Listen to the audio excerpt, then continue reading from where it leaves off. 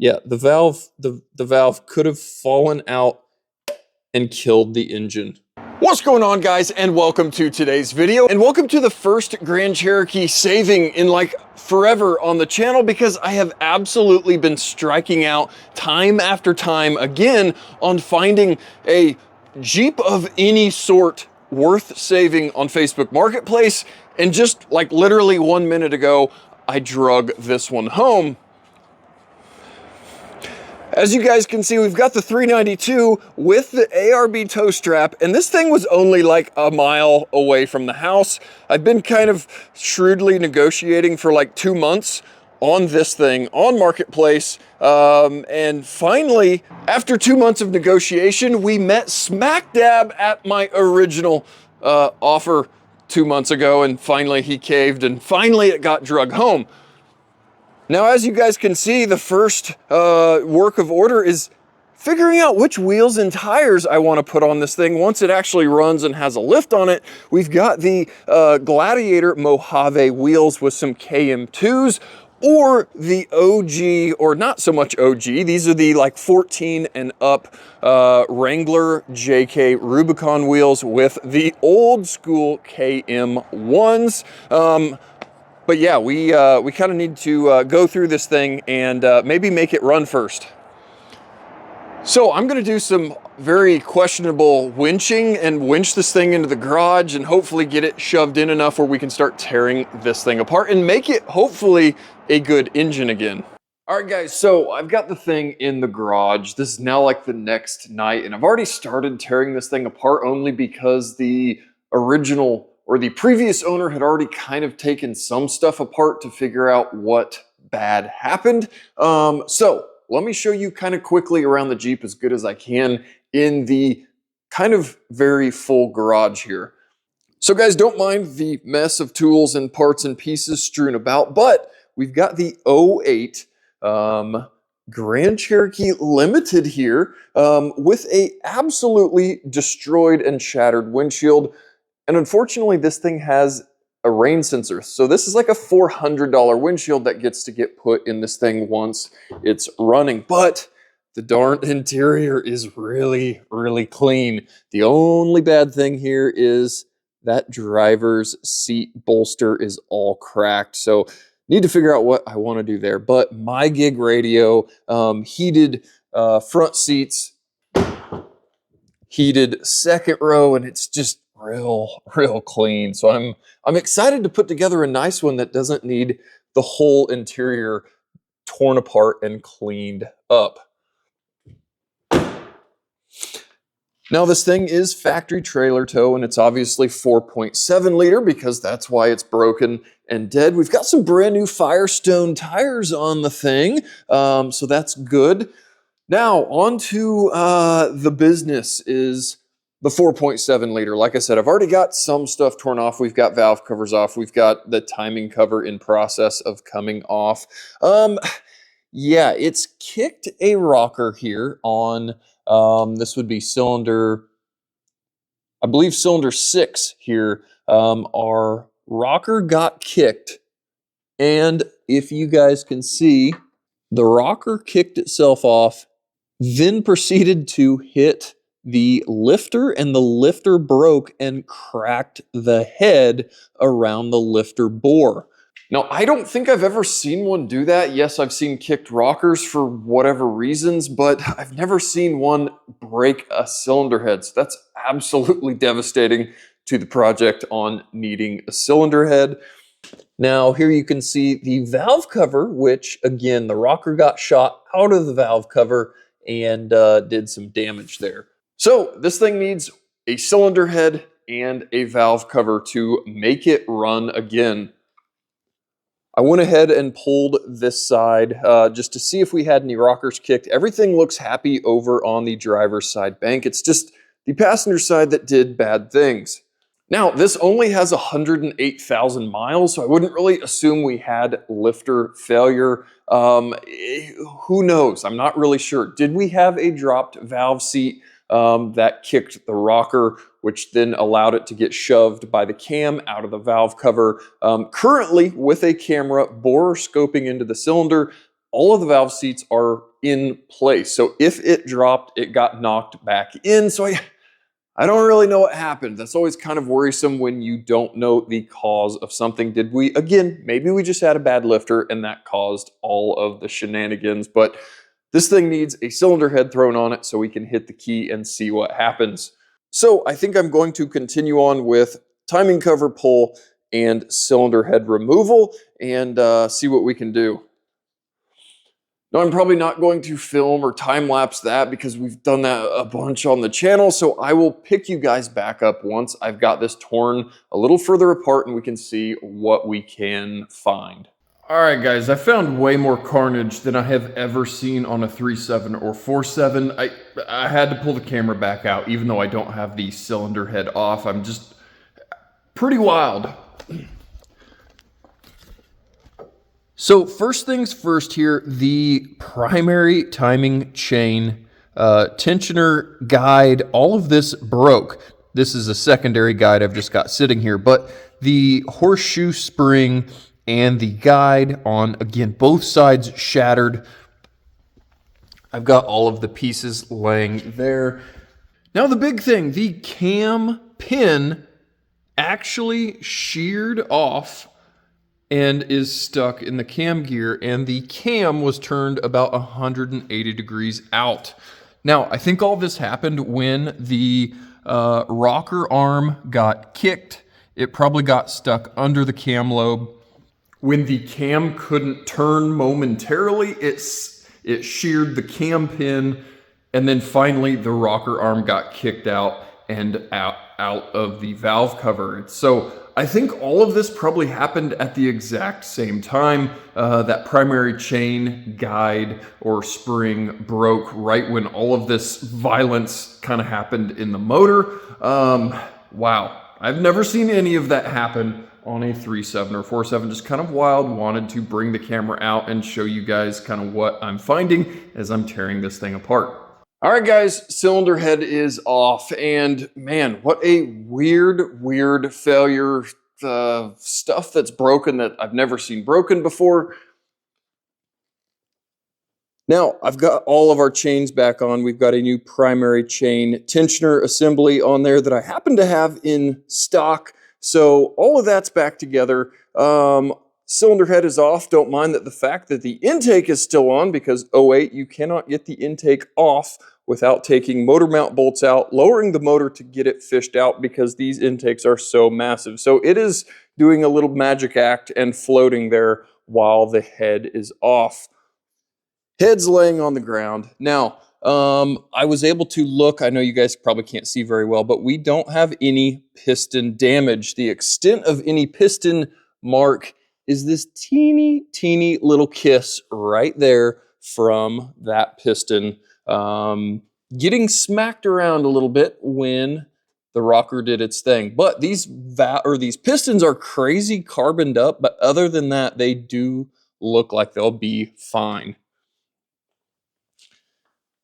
Now our cylinder head here is, again, this is complete and total loss. We've got the cracked bore for the lifter that when that lobe was coming around, kicked the rocker out, broke the case for that lifter. Our cam is absolutely trashed because the cam pin got sheared off during that whole ordeal. So man, this thing took an absolute beating. And what is really crazy is the fact that our affected valve lost both of its keepers and did not drop and fall into the motor. I can just push the valve out or down by hand.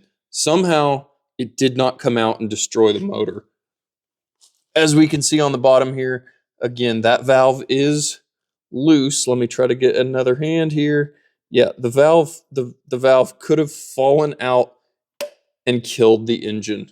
So even with all of the weird carnage of the primary timing chain, tensioner guide setup, the cam, the cylinder head, I have to be absolutely thankful that it did not drop the valve. And at that point, the piston would have munched the valve. This would have been a complete and total loss of an engine. So got to be thankful that we're, again, going to be able to throw a new head on. put some valve covers on, put a timing cover on, and surely, hopefully hit the key and have this thing happy again. Probably, maybe. But I'm waiting on parts now. I've got a head that's supposedly showing up tomorrow. We've got fresh spark plugs. We've got head gasket, exhaust gasket, yada, yada, yada. All the boring, normal stuff to put a motor back together. And then we'll hit the key and see what happens. All right, guys, little late night update here. I'm not recording the whole time lapse of the head install. Again, we've done this multiple times on the channel, but I'm just recording this for proof that I'm saving another one. So I've got my new cylinder head, already got that bolted on, torqued. I still need to get timing cover thrown on, valve covers, all the accessories, yada, yada, yada. But here's what we are looking at here. We've got our brand new Reman Chrysler something or other head. This is like, there's one manufacturer remanning these heads, and they are asking for a pretty penny for these 08 and up heads. But we've got a head. We've got the reman head came loaded with a cam, rockers, lifters, all the things, which luckily we needed a cam because that cam pin was sheared off. We've got our new primary timing chain, tensioner and guide setup. Everything else looked fine with guides, tensioners. Everything's back in time, rotated the motor over a few times. We've got our exhaust hooked up. Again, we need to get valve covers on, intake bolted on, fuel rail, coils, spark plug, wires, all of that mess. And then I should be able to change some oil and hit a key and hope for the best, because I've never heard this thing turn over, start, attempt to start, run, do anything at all since we bought it. Kind of partially taken apart. The guy had pulled a valve cover and found out that the rocker was kicked and all of that. So we've never heard this thing do anything. So I will pull the camera back out once we are more assembled and ready to hopefully hit a key and see what happens. All right, guys, so I think I've got the auto shutdown relay fuse pulled. So in theory, it should just crank and not start, because I want to get a little bit of oil up in the top of the motor before this thing fires up. The lifters were completely bled down on the new Reman cylinder head. So I'm attempting to crank and get a little bit of oil up to the top of the motor.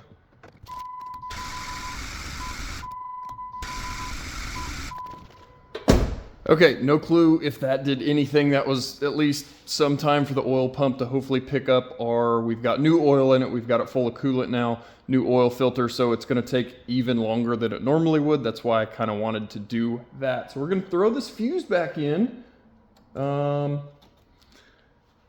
hit the key. This is still the part that I absolutely hate of any engine, you know, rebuild, repair, is hitting the key. Still after 17 years of doing this, absolutely hate this part.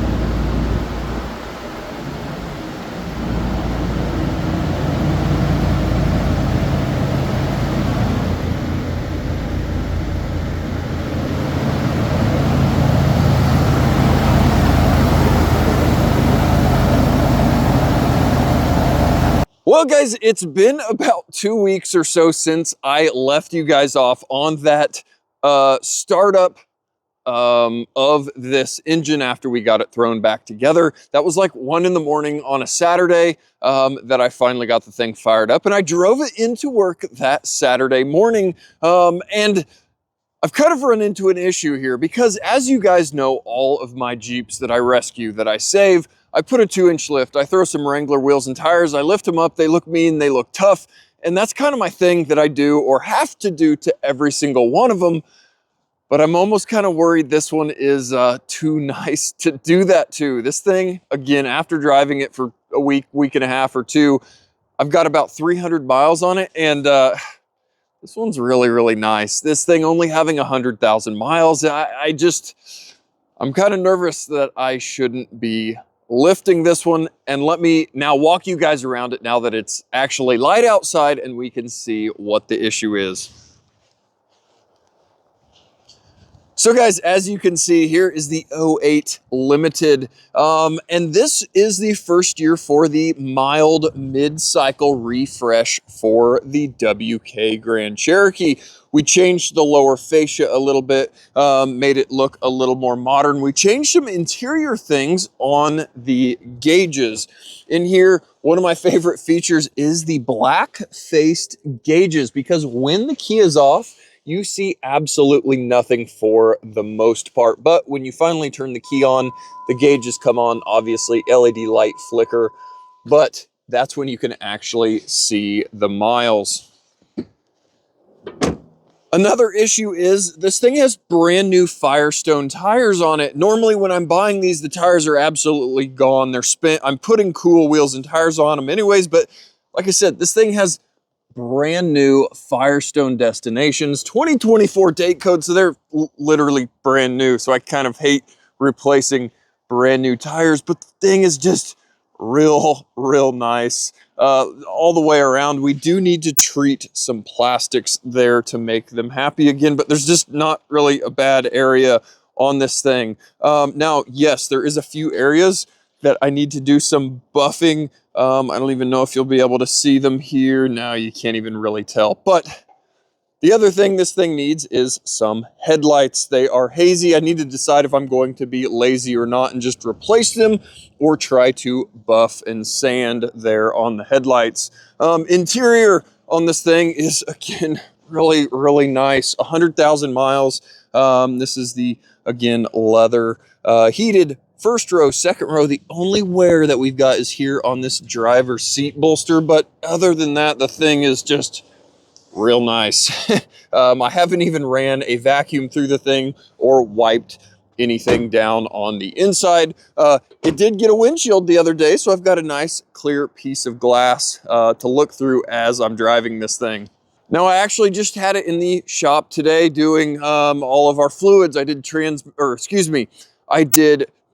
transfer case, front diff, rear diff, did another oil change on that fresh engine put together, and then still need to order my transmission filters, a few other odds and ends, but man, this thing's just pretty darn nice. So guys, like I always say, I've got a lot of Grand Cherokees on the channel, but I like at least always showing you guys that I'm out here trying to save all the Grand Cherokees, and not the WJs in this case, but the WKs on this video. And for all I know, this will probably be the last one and only video on the 08 WK, because there's nothing really else to do to it. It's done. Some cosmetic stuff, wipe it down, clean it up, and hopefully find it a new home out there on Facebook Marketplace. But I always enjoy driving these things in the interim while they're being worked on, while they're listed for sale, because it's kind of fun driving a whole bunch of different, or not so different, but different